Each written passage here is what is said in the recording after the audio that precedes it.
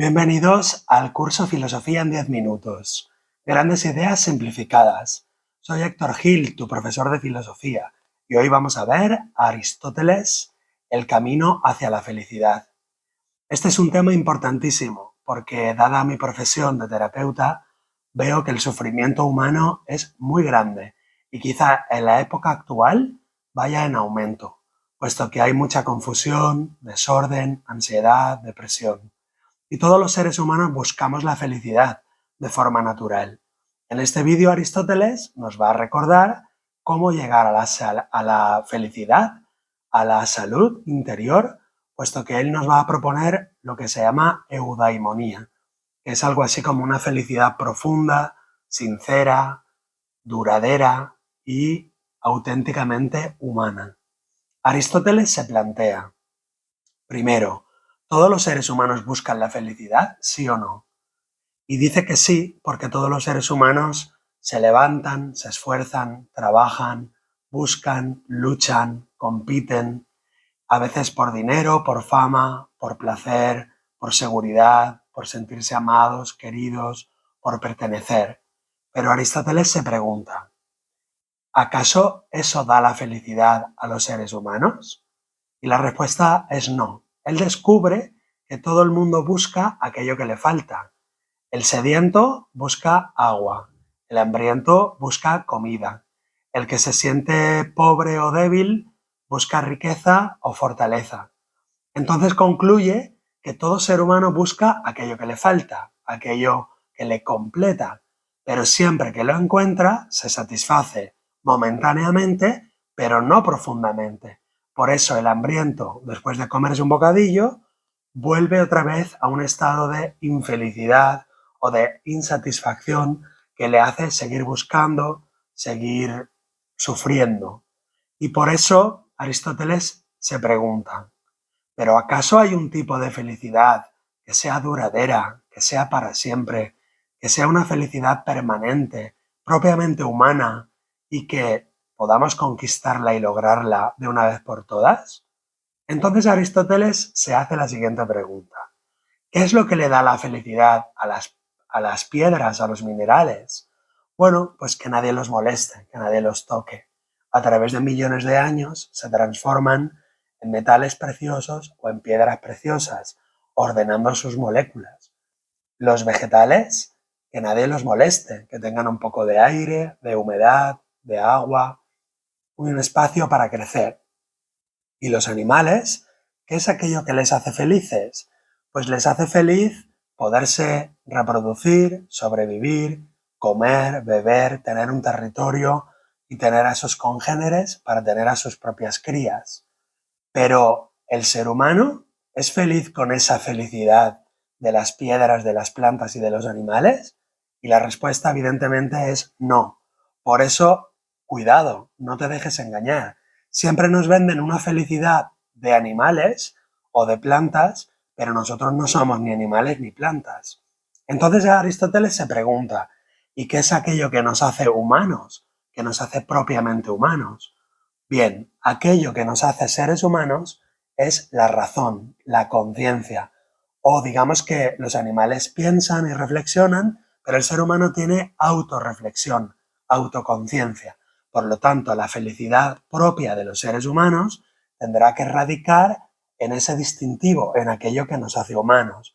Así que Aristóteles concluye: la felicidad propia y exclusiva, y donde verdaderamente vamos a ser felices como seres humanos, consiste en desarrollar o cultivar aquello que nos hace humanos. Por lo tanto, la felicidad humana radicará en la autorreflexión, en la autoconciencia. Y el ser humano tiene esa capacidad de reflexionar, de razonar sobre sí mismo, sobre su vida, sobre el universo. Y en esa capacidad hay una poderosa reflexión positiva o una reflexión torcida o negativa. La reflexión bien hecha, correcta, es lo que Aristóteles llama la arete, la virtud. En griego, arete es una fuerza interior, una fuerza del alma, una fuerza de la mente, una fuerza, digamos, poderosa. Por eso se llama arete, de donde viene la palabra aristos o, por ejemplo, el dios de la guerra, Ares. Y sin embargo se traduce en latín como virtud, que suena un poco más blandito, pero que hay que entender que virtud viene de vir, que es una fuerza o un poder interior. Entonces Aristóteles se plantea, si la felicidad humana es la vida del alma conforme a la virtud o la vida del alma conforme a la razón virtuosa, ¿qué es una virtud? ¿Qué es la arete? Y Aristóteles concluye que la virtud es el resultado de la práctica y que la virtud siempre es un término medio, dinámico y por encima, elevado, entre dos, digamos, vicios. Uno que peca por exceso y otro que peca por defecto. O digamos que la virtud es un término medio elevado y dinámico, digamos de sabiduría, entre dos límites. Uno que cae en el exceso y otro que cae en el defecto. Pongamos, por ejemplo, la virtud del valor. El valor sería un término medio elevado y dinámico entre la cobardía, que peca por defecto, y la temeridad, que peca por exceso. Por eso tenemos, imaginaros a un bombero que es valeroso, que es valiente. Es una especie de virtud, de conocimiento, de a qué tenerle miedo y a qué no, y que está en un equilibrio dinámico que hay que conquistar y mantener entre el exceso, que sería la temeridad, pongo en riesgo a la vida de mis amigos o de mis compañeros o de aquellos a quien pretendo salvar, o que peca por defecto, que es la cobardía, la debilidad, la pusilanimidad. Es decir, que toda virtud es un extremo, es un término medio entre dos extremos, el que peca por exceso y el que peca por defecto. Así pues, por ejemplo, la justivalorización, el justivalorarse a uno mismo, sería una virtud de equilibrio y de elevación entre el que se desprecia a sí mismo o se menosprecia a sí mismo y el que se sobreprecia a sí mismo o sobrevalora a sí mismo.